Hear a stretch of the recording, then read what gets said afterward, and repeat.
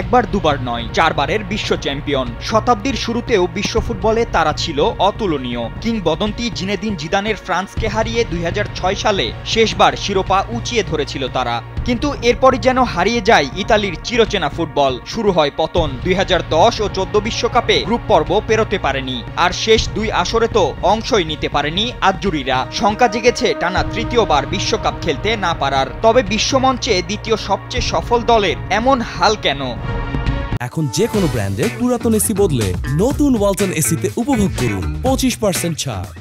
আজ্জুরিদের এমন অধপতনের জন্য আত্মতুষ্টি ও রাজনীতিবিদদের দূরদর্শিতার অভাবকে দায়ী করেছেন দেশটির কিংবদন্তি গোলকিপার জিয়ানলুইজি বুফন। এই লিজেন্ডের মতে ইতিহাস ও বর্তমান দুটি ভিন্ন বিষয়। ইতালি টেকনিক্যাল ও ট্যাকটিক্যাল মডেল নিয়ে আগে ভাবেনি। তারা ভেবেছিল সবকিছু 20 বছর আগের মতোই থাকবে। গাজেত্তা দেল্লো স্পোর্তোকে দেওয়া এক সাক্ষাৎকারে নিজের মতামত জানিয়েছেন সাবেক এই কিপার, যেখানে এই কথাগুলি বলেছেন তিনি। তবে বুফনের এই কথাগুলির পেছনে রয়েছে এক গভীর বেদনা। কারণ একসময় ইতালির পেছনে থাকা ফ্রান্স, স্পেন যেখানে বর্তমানে বিশ্বমঞ্চ দাপিয়ে বেড়াচ্ছে ও বর্তমান নিয়ে ভাবছে, সেখানে ইতালি অতীতে আটকে পড়েছে।